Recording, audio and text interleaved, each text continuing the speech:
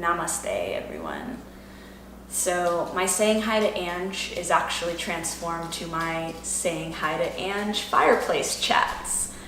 And basically what I wanted to do is just kind of talk to you guys a little bit more intimately, a little bit more personally about just different subjects that maybe cross your mind or you read up about or you think about, but you may not know all the answers, or you may wonder if it's just you. I can tell you it's definitely not just you. So today what I wanted to start out talking about, and this is a subject I could go on and on and on about, but I'll try to kind of keep it to just the basics and of the things that I'm learning myself, because I'm definitely still learning a lot about it. And that is the idea of the empath.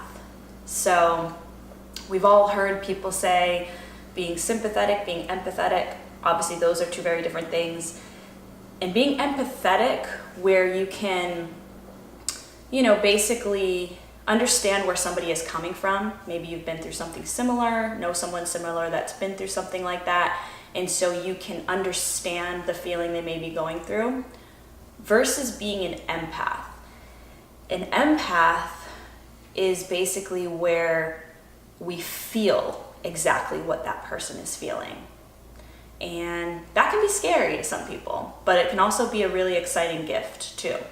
So basically what I'm coming to realize as I get a little older is that I know I'm an empath. I've been told I'm an empath by healers before my entire life.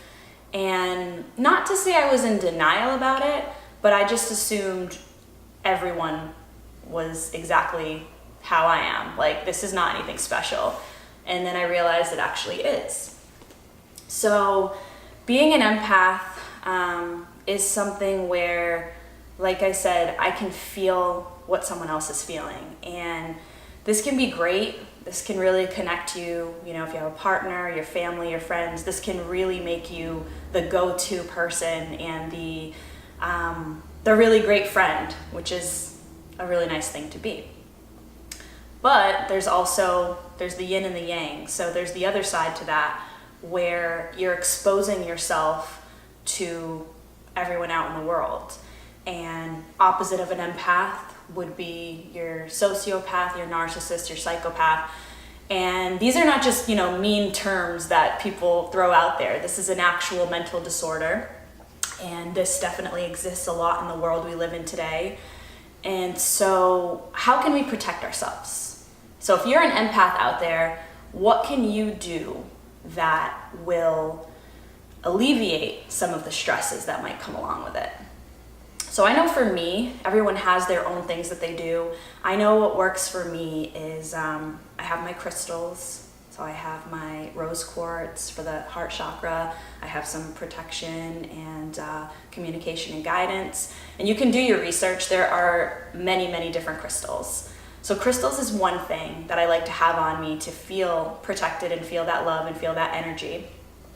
Another thing that is so, so, so important is meditation. And I know we think the days are so busy and I don't have time to meditate. I can't sit there for hours saying Om and all that.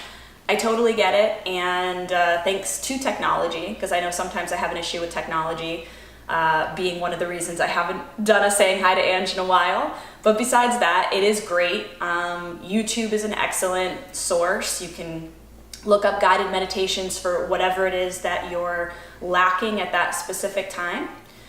So meditation is a great one. And then nature. Nature is huge for me. I find that when I get outside every day, I instantly feel calmer. For me, my happy place is by the water. I am an island girl by blood, so I do love to be by the ocean. Some people, it may be the mountains. I love that as well. Going for a bike ride, taking your dog for a walk, whatever it is. Whatever it is that you can get out in nature, nature is going to automatically center you, give you that balance that you need.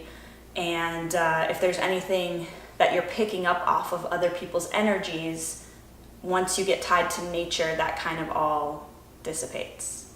So that's another one for me. Essential oils are great. I love essential oils. That's another thing, you know, eliminating having to take an aspirin for a headache or this or that. Essential oils and water, that goes hand in hand. We're all made up of a lot of water, people, so make sure you stay hydrated. And that also is a way to flush out the toxic energies that may be attracting into your life. So again, being an empath, okay, what about it could be stressful? What about it makes life a little bit difficult? Well, if you're an empath, then just, you know, going to a grocery store where there's going to be a lot of different people, and a lot of people at the grocery store, if you have not noticed, are very stressed out a lot of the times. So just a simple trip like that can definitely take a toll on an empath. I know I felt it before, where it could be from across the room and I automatically just like feel a sensation in my body, and then I look up, walk a little further, and I see that there's someone who is going through some type of turmoil. So, you know, that's something where you just kind of have to say, like, this is not mine. Like, this is not my energy that's coming through right now. You know, I always just kind of do a little internal prayer for that person that's going through whatever it is they're going through, that they're able to release it and, you know, continue to have a blessed day. Of course, it's different when it's people in your own life. So it's one thing to kind of block out that negative energy when it's external, when it's not as personal. But then, you know, what do you do when it's your partner, when it's your friends, when it's your family? Well, this definitely becomes more of a challenge. But again, this for me is where meditation, the Buddhist books that I read, and I actually read that I would have normally shown you, but I don't have it with me because it's being lent out to a friend right now, is called Lightworker in Relationships by Savannah Arietta. Hopefully I'm pronouncing that right. This book was amazing. This book, basically, as I'm reading it, and I was reading it when I was on a trip in Brazil, so I was like very zen, had just gone to this amazing, beautiful Buddhist temple. And so I was just sitting there reading this book, and everything she was saying, it was like she was speaking to me. I was like, wow, how does she know? Well, she knows because she's an empath and she's a light worker, and that is what I am. And so I just feel like I want to share with everyone, and specifically with people that maybe feel that they're a little bit different.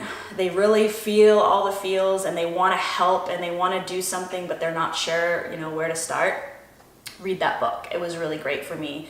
And it kind of teaches you when to say no to certain things, when you use your empathy, and all that. So yeah, I hope you guys find that useful. And I will definitely have a lot more of these type of subjects coming up. What I would love from you is if there's anything that you want to know more about, please feel free to message that in the comments, and I will do what I can about another chat that something else could help you out with. And it looks like Lola, and by the way, dogs are definite empaths if you think about it.